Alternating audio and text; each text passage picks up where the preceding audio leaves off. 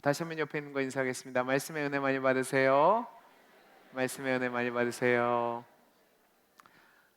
지금 우리는 사무엘상을 살펴보고 있는데 내용상으로 볼 때 사무엘상 23장 1절부터 26장 25절까지는 다윗이 사울의 죽음의 위협을 피해서 그일라에서 십황부지까지의 도피 여정을 다루고 있습니다. 우리 그림을 한번 볼까요? 제가 설명을 드리겠습니다.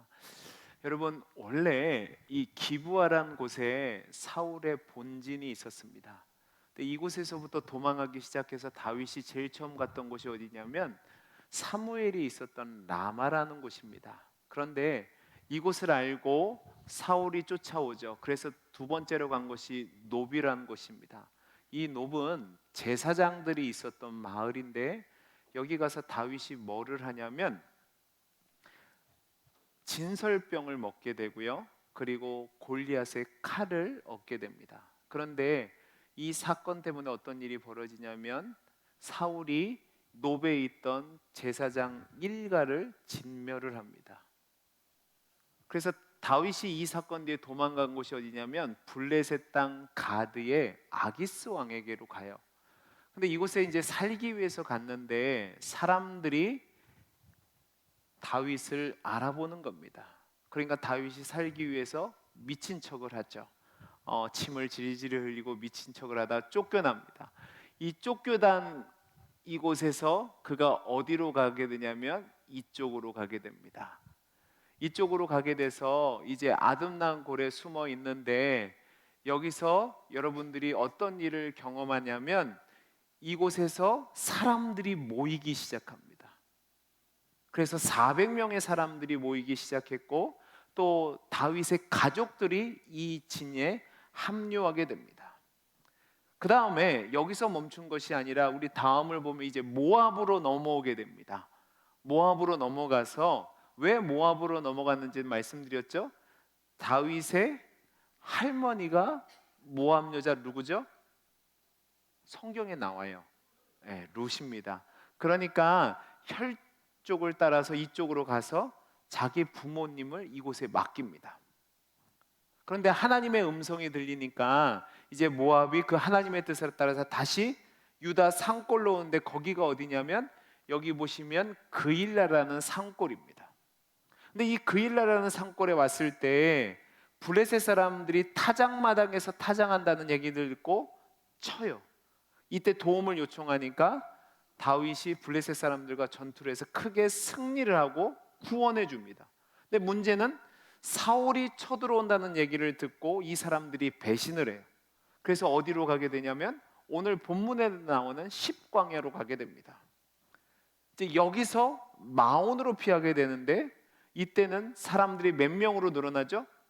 600명으로 늘어납니다. 남자만 얘기하는 겁니다. 남자만 600명으로 늘어나게 되고 이때 마온까지 사울이 추격해 오는데 정말 절체절명의 위기의 순간에 무슨 일이 벌어지냐면 블레셋이 침략했다는 얘기를 듣고 사울이 추격을 멈추고 돌아갑니다. 자, 여기서 끝나면 좋은데요. 그 다음에 무슨 일이 벌어지냐면 여기 11번에 보시면 이제 이쪽에서 이쪽으로 올라가는데 엔게디라는 곳에 있는데 들염소 바위라는 곳에 숨어 있었습니다. 이때 사울이 정예병사 3,000명을 데리고 쫓아와요. 사울이 그런데 동굴에 용변을 보기 위해 들어갔다가 그곳에 숨어있던 다윗이 발견하죠. 다윗이 죽일 수 있었는데 하나님이 기름 부어 세우신 자를 세울 수 없다고, 죽일 수 없다고 그래서 하나님이 보응하실 것이라는 믿음 가운데 살려줍니다. 이때 사울이 어떻게 하냐면 울고 자신의 잘못에 대해서 용서를 빌고 다윗이 자신의 뒤를 이어 왕이 될 것을 말하고 자신을 살려달라고 얘기합니다. 집안을. 그게 24장의 내용이고 25장의 내용은 이제 갈멜로 피합니다. 갈멜로 피해서 우리가 나발과 아비가일과 만난 다윗의 모습을 봤죠. 24장과 25장의 내용의 핵심이 무엇이냐면 다윗이 피를 흘리지 않고 그 다음에 분노 때문에 원한 갚는 것도 하지 않고 지혜로운 여인 아비가일을 아내로 얻는 장면까지 오게 됩니다. 근데 여러분, 여기서부터 처음부터 이 갈멜까지의 도피 여정이 몇 년 정도 되냐면 10수년입니다. 그런데 이제 좀 살만하다고 생각됐는데 또다시 연단이 찾아오는데, 그게 오늘 본문 1절과 2절, 3절에 나오는데, 그것이 무엇이냐면 다윗이 10광야에 있다는 얘기를 듣고 사울이 다윗을 잡기 위해 온 지역에 정탐꾼을 보냈거든요. 그런데 거기 있다는 것을 발견한 정탐꾼이 기브아까지 약 60km 정도 떨어졌는데 다윗이 거기 있다라고 사울에게 가서 고합니다. 그러니까 다윗이 10광야 아래 하길라산에 숨었다는 얘기를 듣고 사울이 다시 한번 정예 군대 3,000명과 함께 다윗을 잡으려고 해요.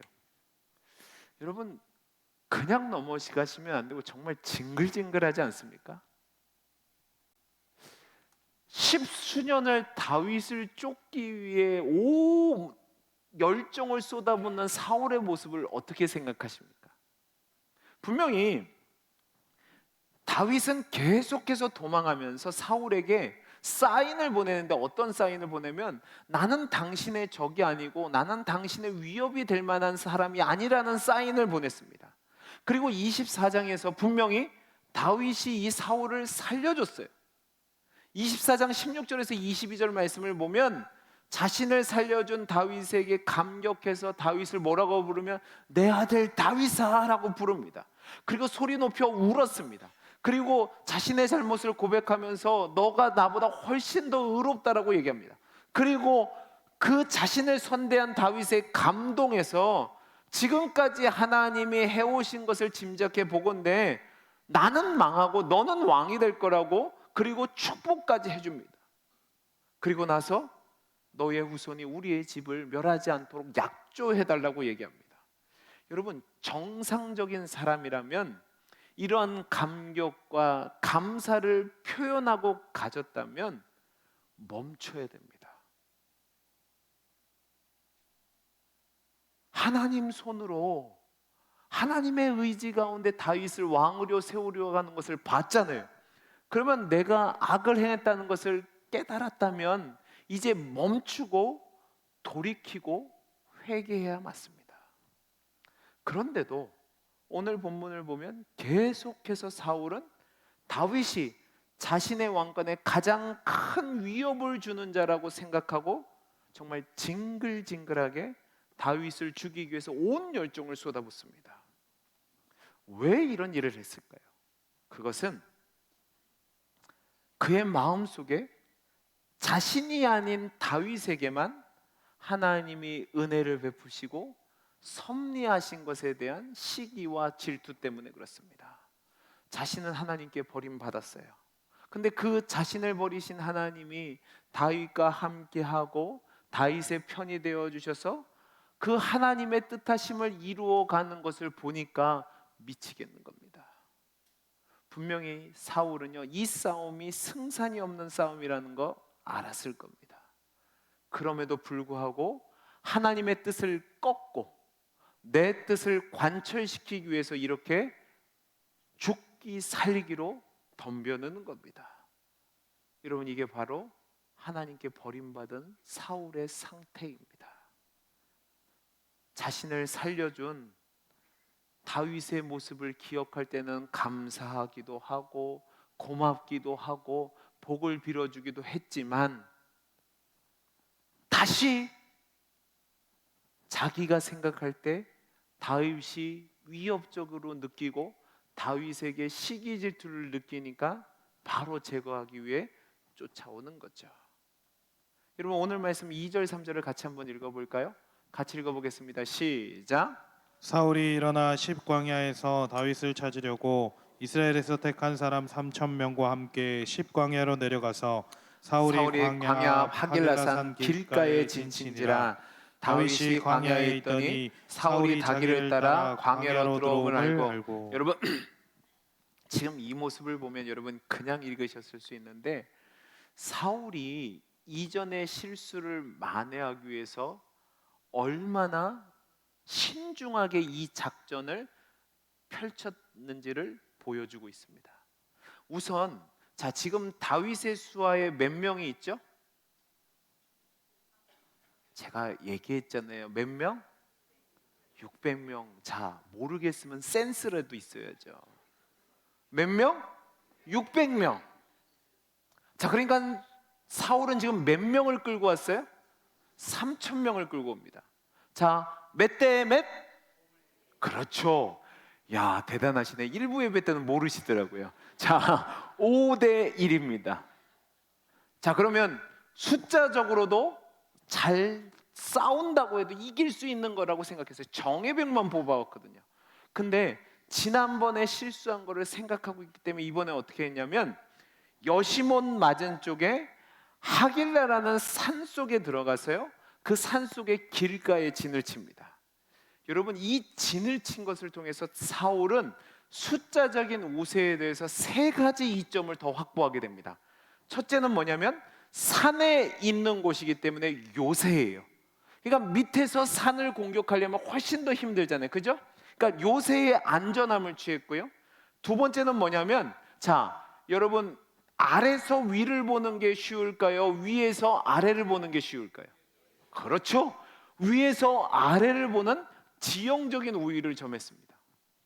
마지막 세 번째로가 뭐냐면 예전에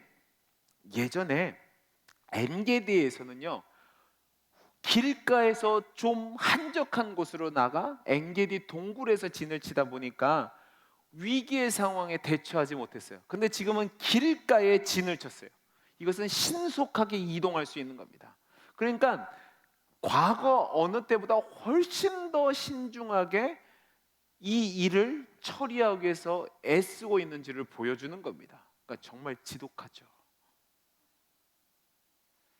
근데 저는 이 사울의 모습을 보고 제가 얘기했잖아요. 하나님을 떠난 사람의 완악한 모습이라고 말씀을 드렸습니다. 이러한 사울의 모습을 보고 우리가 진정한 회개가 어떻게 해야 되는 걸까를 생각해 봤습니다. 오늘 설교 제목이 회개의 요소입니다. 우리가 하나님 앞에 진정으로 회개한다는 게 뭐고 그 회개를 위해서 필요한 게 뭘까? 저는 오늘 말씀을 통해서 살펴보려고 하는 거죠. 여러분, 제가 아까도 말씀드렸듯이 사무엘상 24장에서 사울은 다윗에게 생명의 구원함을 받습니다. 그리고 나서 16절에서 19절을 보면 사울이 어떻게 반응했는지를 보여주는데 우리 같이 한번 읽어볼까요? 같이 한번 읽어보겠습니다. 시작. 다윗이 사울에게 이같이 말하기를 마침에 사울이 이르되 내 아들 다윗아 이것이 내 목소리냐 하고 첫째 뭐요? 소리 높여 울며 울었습니다. 그 다음에요? 다윗이 이르되 나는 너를 학대하되 너는 나를 선대하니 너는 나보다 의롭도다. 지금 다윗을 인정해 줬단 말입니다. 그 다음에 18절이요. 내가 나 선대한 것을 오늘 나타냈으니 여호와께서 나를 내 손에 넘기셨으나 내가 나를 죽이지 아니하였도다. 사람이 그의 원수를 만나면 그를 평안히 가게 하겠느냐. 오늘 내게 행한 일로 말미암아 여호와께서 내게 선으로 갚으시기를 원하노라. 여러분 잘 보세요. 축복까지 해줬어요. 근데 여러분 잘 보시면 이때 사울의 모습은 진정한 통회도 아니고 진정한 회개도 아닙니다.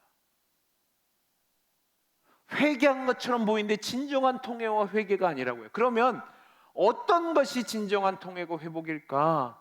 여러분, 진정한 통회와 회복에는 세 가지 요소가 있어야 됩니다. 첫 번째 요소는 뭐냐면 지적인 요소입니다. 이 회개한다는 말은 히브리어 원어로 보면 슈브라는 단어를 쓰는데 이게 뭐냐면 돌아온다는 의미입니다. 그리고 헬라어도 이 회개라는 단어는 뭐냐면 어떤 일에 대해서 인식한 다음에 돌이키는 행동을 하는 겁니다. 그러니까 회개가 뭐냐? 지적으로 내 죄를 깨닫고 하나님에게서 떠나 있음, 하나님을 거역했음을 깨닫고 다시 하나님께로 돌아가는 것이 회개란 말입니다. 자신이 하나님을 등지고 멀리 떠나서 길 잃은 양처럼 된 불쌍한 신세라는 것을 인식하는 것부터 회개의 시작이란 말입니다. 그런데 회개는 단순한 개과천선이 아닙니다. 아무리 개과천선을 했다 해도 하나님께 돌아가지 않는 것은 진정한 회개가 아니란 말입니다. 여러분, 진정한 회개가 뭐냐? 내 죄를 깨닫고 하나님의 용서하심의 은혜를 기대하며 하나님 앞에 돌아오는 것, 그게 회개입니다. 그러니까 영어로 얘기하면 리펜던스가 아니라 컨버전이라는 단어입니다. 그러니까 변개하다는 거죠. 이전과 완전히 다른 삶을 추구하는 겁니다. 소극적인 면의 회개가 과거에서 돌이키는 거라면, 적극적인 것은 뭐냐면 하나님을 의지하고 하나님의 은혜를 사모하며 하나님께 나아가는 거예요. 자, 그러면 이제 질문을 해야 됩니다. 어떻게 하면 내가 죄인임을 깨닫고 하나님께 반역했다는 깨닫고 하나님께 돌이키려 할까?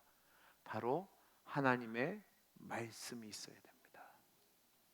하나님의 말씀이 선포되어질 때에 그 속에서 성령님이 역사하셔서 우리로 하여금 깨닫게 하실 때에만 진정한 회개로 나아갈 수 있는 거예요. 여러분, 호세아서 6장 1절에서 3절까지 말씀이 이렇게 되어 있습니다. 들어보시기 바랍니다. 오라, 우리가 여호와께로 돌아가자. 여러분, 이 여호와께로 돌아가자란 말이 회개라고 말씀을 드렸습니다. 여호와께서 우리를 찢으셨으나 도로 낫게 하실 것이요 우리를 치셨으나 싸매어 주실 것임이라. 여호와께서 이틀 후에 우리를 살리시며 셋째 날에 우리를 일으키시리니 우리가 그의 앞에 서리라. 같이 읽습니다. 그러므로 우리가 여호와를 알자. 힘써 여호와를 알자. 그의 나타심은 새벽 빛같이 어김이 없나니 비와 같이 땅을 적시는 늦은 비와 같이 우리에게 임하시리라 하니라. 여러분, 이 호세아 선지자는 북왕조 이스라엘 중에 13번째 왕인 여로보암 2세 때 활동했던 인물입니다. 근데 여러분, 이때 당시는 북이스라엘 왕조 역사상 정치적으로 경제적으로 가장 번성하고 가장 태평성대를 이룰 때입니다. 근데 이들이 이렇게 번영한 것은 이들이 잘해서가 아니라 하나님의 은혜로 그렇게 된 거예요. 그런데 이들이 그것에 감사하지도 않고 오만방자해져서 사람의 손으로 만든 이방신들이 자신에게 복을 준다고 해서 우상을 섬겼고요, 물질이면 다 된다는 물질 만능주의에 빠져서 하나님을 향해서 온갖 악을 행했습니다. 이때 하나님의 호세아 선지자를 보내어서 돌아오라 라는 회개 말씀을 선포하죠. 이들이 살기 위해서는 하나님께 돌아와야 되는데, 하나님께 돌아오기 위해서는 3절 말씀처럼 하나님을 알아야만 합니다. 어떻게 해요? 하나님이 보내신 선지자의 입으로 나오는 말씀을 듣고 자신들의 죄악을 깨달아 돌이키는 거죠. 여러분, 사도행전 2장을 보면 베드로가 오순절 성령의 다락방 사건을 경험한 뒤에 사람들 앞에서 말씀을 선포합니다. 그리스도의 말씀을 선포하자 사람들이 반응을 보이는데 어떤 반응이냐면 2장 37절 보시기 바랍니다. 그들이 이 말을 듣고 마음에 뭐요? 찔려 베드로와 다른 사도에게 물어 이르되 형제들아 우리가 어찌할꼬 하거늘 베드로가 이르되 너희가 회개하여 각각 예수 그리스도의 이름으로 세례를 받고 죄 사함을 받으라. 그리하면 성령을 선물로 받으리니, 그 다음에 41절을 보면 그 말을 받은 사람들이 세례를 받음에 이날에 신도의 수가 3,000이나 더하더라 라고 되어 있습니다. 복음의 말씀을 듣고 마음에 찔렸습니다. 그들의 지적인 요소가 활동한 것이죠. 그리고 나서 어찌할꼬라는 회개의 마음을 전할 때에 그들에게 복음을 말씀을 통해서 그들이 회개하고 세례받고 죄사함 받은 후에 성령을 받고 구원받은 자의 삶을 삽니다. 이것이 첫 번째 회개의 요소입니다.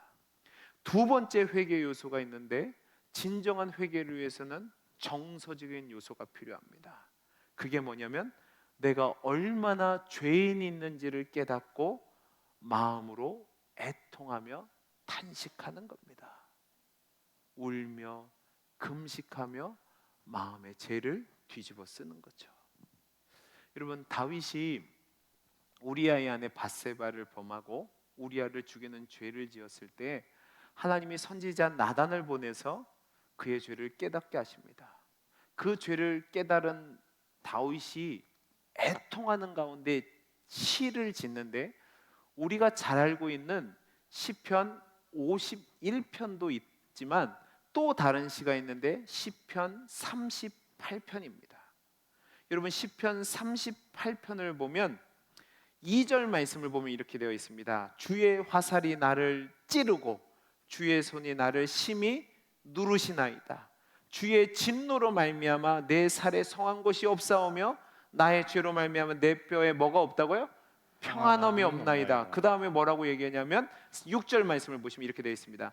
내가 아프고 심히 구부러졌으며 종일토록 뭐요? 슬픔 중에 다니나이다. 8절 말씀이 이렇게 되어 있습니다. 내가 피곤하고 심히 상함에 마음이 불안하여 뭐요? 신음하나이다. 여러분, 다윗이 자신의 죄를 깨닫고 뭐라고 하고 있나요? 자신의 죄를 고백하면서 하나님, 나를 책망하지 마시고 나를 징계하지 말아달라고 간청을 합니다. 여기서 끝난 것이 아니라 자신의 죄로 말미암아 받은 징계로 하루 종일 슬픔 중에 다니고 불안하여 신음한다고 얘기합니다.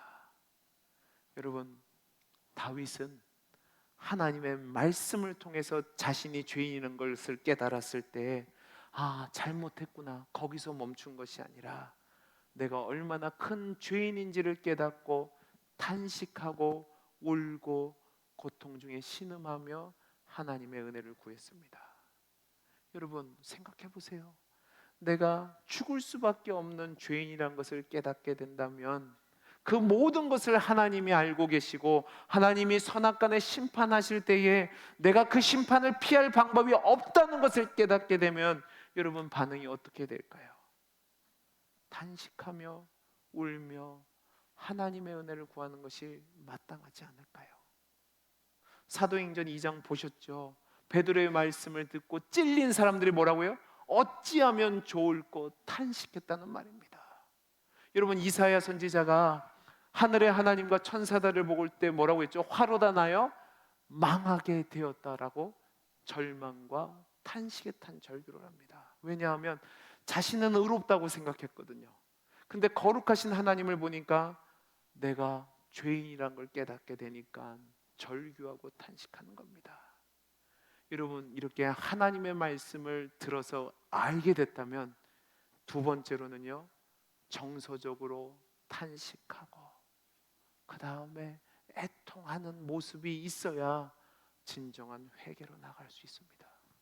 근데 사울은요, 분명히 앞에서 울었단 말입니다. 그런데 그 울음은 하나님의 말씀을 통해서 내가 하나님을 얼마나 거역하고 있는가의 깨달음 가운데 나온 탄식과 울음이 아니라 부끄러움과 수치 그리고 잠깐의 후회 가운데 나온 거기 때문에 진정한 회개에 이르지 못한 겁니다. 그리고 마지막 세 번째 요소가 있습니다. 이것이 저는 가장 중요하다고 생각하는데 그것은 무엇이냐면 의지적인 요소입니다.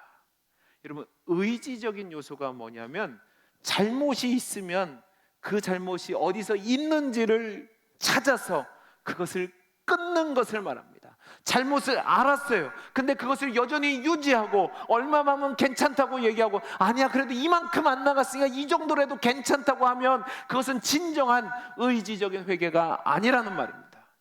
여러분, 하나님 앞에서 내가 얼마나 죄인인지 깨달았어요. 그리고 큰 잘못인지 알았어요. 그리고 하나님 앞에 애통했어요. 그러면 거기서 끝나면 안 돼요. 겸손히 인정하고 스스로 그것을 끊어버리고 하나님께 돌이켜야 됩니다. 이것을 위해서는요, 겸손한 마음이 필요하고요, 대가를 지불하는 희생의 마음이 있어야 됩니다. 그렇지 않고서는요, 여러분 진정한 회개가 일어나지 않습니다. 예를 들어 보겠습니다. 예입니다. 여러분, 제가 술을 사랑하는 사람이라고 한번 해보죠. 저는 술을 한 모금도 못 마십니다. 왜냐하면 제가 간이 안 좋기 때문에 해독 능력이 없어요. 그래서 저는 술을 못 마시는데, 제가 술을 자주 마시면서 중독 수준에 갔다고 한번 해봅시다. 근데 병원에 갔더니 간 경화가 왔대요. 자, 의사가 뭐라고 그래요? 당신 살려면 뭐라고 그래요? 술 끊으세요 그랬어요. 제가 알게 됐어요. 큰일 났다, 내가 이렇게 함부로 살았네, 어떡하지? 가슴을 치고 울었습니다. 자, 그러면 그 다음부터 어떻게 해야 될까요? 그래도 다음날 한 잔 하자. 10잔 마셨는데 한 잔 마시면 어떠지? 하면 돼요, 안 돼요? 안 되죠. 어떻게 해야 돼요? 끊어야 돼요.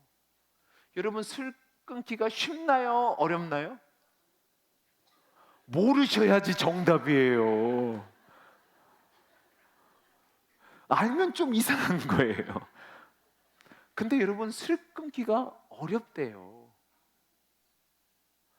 예전에 한 방송을 보니까 드라마였는데, 이게 사실인지 아닌지는 모르겠지만 어떤 사람이 간암이 걸려서 간 이식을 2번을 했어요. 첫째는 아내 간을 이식받았고, 두 번째는 큰딸의 간을 이식받았어요. 근데 병원 치료 중에 다시 병원에 왔는데 왜 왔는지 아세요? 술 마셔서 병원에 왔어요.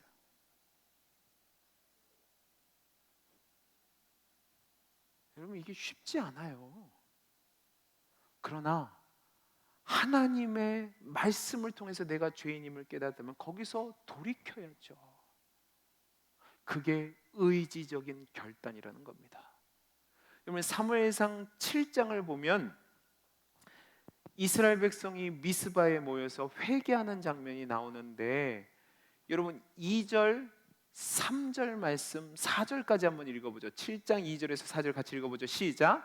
괴가 기럇 여림에 들어간 날부터 20년 동안 오래 있은지라 이스라엘 온 족속이 여호와를 사모하니라. 사무엘이 이스라엘 온 족속에게 말하여 이르되, 만일 너희가 전심으로 여호와께 돌아오려거든 이방 신들과 아스다롯을 너희 중에 제거하고 너희 마음을 여호와께로 향하여 그만을 섬기라. 그리하면 너희의 블레셋 사람의 손에서 건져내리라. 이에 이스라엘 자손이 바알과 아스다롯을 제거하고 뭐요? 여호와만을 섬기니라. 여러분, 이게 바로 미스바 대각성 운동입니다. 빼앗겼던 언약궤가 돌아왔어요. 근데 기럇 여람의 산골에 있는데 20년 동안 있는 가운데 하나님의 역사하니까 온 이스라엘 백성이 여호와를 사모했습니다. 이때 사무엘이 하나님의 말씀을 전합니다. 너희가 죄인이라는 겁니다. 너희가 이방 신들을 섬기고 아스다를 섬기고 바알을 섬겼기 때문에 이런 일이 있답니다. 돌이키라고 말씀합니다. 이때 이스라엘 백성들이 자신의 죄를 깨닫고 금식하며 하나님의 은혜를 구합니다. 근데 거기서 끝난 게 아니에요. 의지적으로 바알들과 아스라롯을 제거하고 하나님만을 섬기는 결단이 있었어요. 그게 온전한 회개입니다. 여러분, 우리가 회개라는 것을 우리를 통해서 살펴보면, 여러분, 회개하기 위해서는 내가 죄인이라는 것을 깨달아야 됩니다. 그 하나님의 말씀을 통해서 여러분이 그 죄인임을 깨달았을 때 감정적으로 어떻게 할까 애통하며 안타까워하며, 왜 나는 이것밖에 안 될까, 그 절망의 마음이 있어야 된다고요. 근데 여기서 멈추면 안 되고 이제는 돌이켜서 하나님께로 돌아가는 의지적인 모습이 있어야 진정한 회개가 되는 겁니다. 근데 그렇지 않고 내 판단 기준이나 내 행복이 기준이 되면 진정한 회개가 일어나지 않습니다. 여러분, 하나님의 말씀이 기준이 되어서 자신의 잘못을 깨닫게 된 사람이 애통하고 돌이키는 의지적인 결단이 있어야 진정한 회개인데, 근데 하나님 말씀 없이 내 생각에 따라 내가 편안하기 위해서 돌이키는 것은 여러분 회개가 될 수 없다는 겁니다. 그럼 우리 자신을 돌아보죠. 여러분에게 질문을 하겠습니다.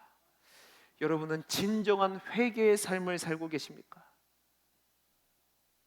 사울처럼 후회의 눈물을 흘리지만 계속해서 죄 가운데 거하며 하나님을 대적하는 삶을 살고 계시지는 않으십니까? 여호와께 돌이켜야 되는데 돌아가지 않고 버티고 살고 있지는 않냐는 말입니다. 왜 그럴까요? 하나님의 법을 제대로 깨닫지 못해서 그렇습니다. 하나님의 말씀이 제대로 선포되어지고 그 말씀에 귀를 기울이고 그 말씀을 내 마음에 새기고 그 말씀대로 살기 위해서 씨름하는 가운데 진정한 회개가 일어나는데 귀를 기울이지 않으니까 돌이킬 재주가 없는 겁니다. 그러니까 죄를 지었음에도 불구하고 내가 죄인인 줄 모르고 그 상황 속에서 살아가게 되는 거죠. 여러분, 특별히 교회 열심히 다니는 성도님들 조심하셔야 됩니다.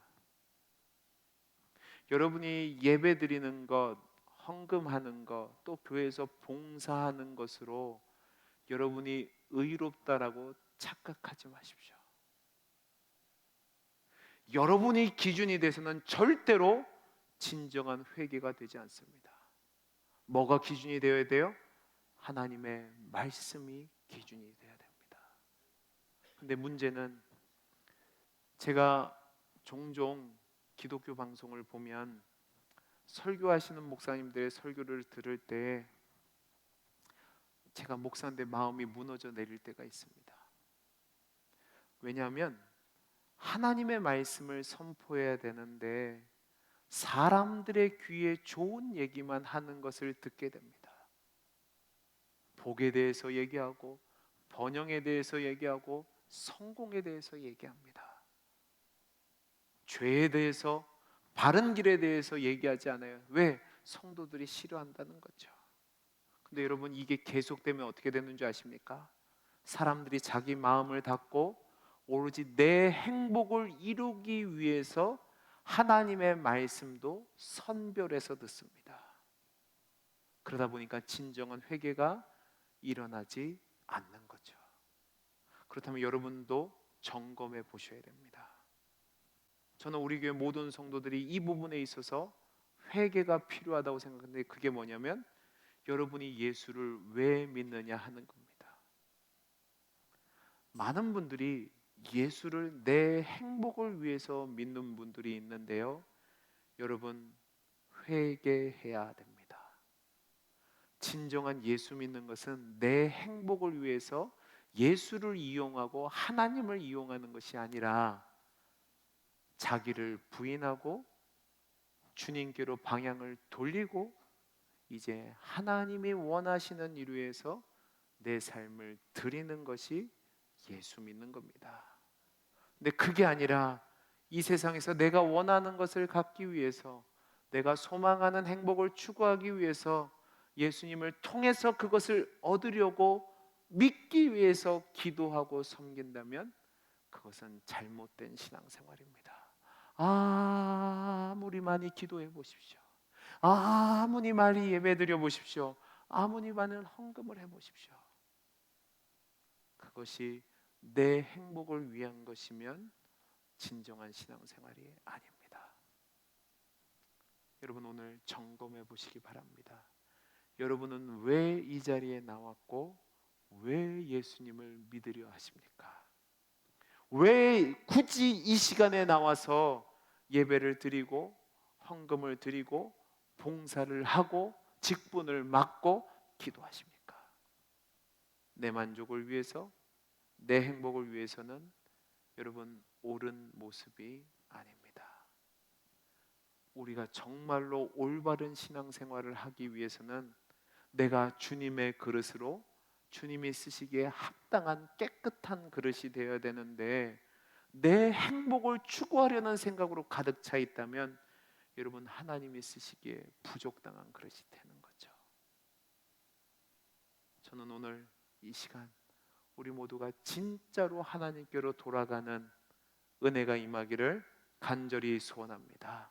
하나님을 알고 하나님 뜻에 부족한 우리라는 것을 가고 하나님 앞에 가슴을 치고 마음의 죄를 뒤집어 쓰고 하나님 내가 이거밖에 안 되네요. 하나님 내가 하나님을 믿는다고 하면서도 내가 하나님을 이용하려고 했네요. 하나님 내가 잘못했습니다. 내가 하나님을 온전히 섬기게 해 주옵소서. 그리고 의지적으로 이제 나를 위해서 살던 삶이 하나님의 영광을 위해서 사는 삶으로 바뀌게 될 때 하나님이 진정으로 애통하는 자에게 위로함을 주시고 용서함을 주시고 회복시키는 은혜를 주실 줄로 믿습니다. 우선순위가 바뀌어야 됩니다. 하나님을 이용해서 복을 받으려고 하는 것이 아니고 내가 하나님을 온전히 알고 하나님을 온전히 섬기려 하는 모습이 있을 때에 하나님이 은혜를 주셔서 우리로 하여금 살게 하시는 겁니다.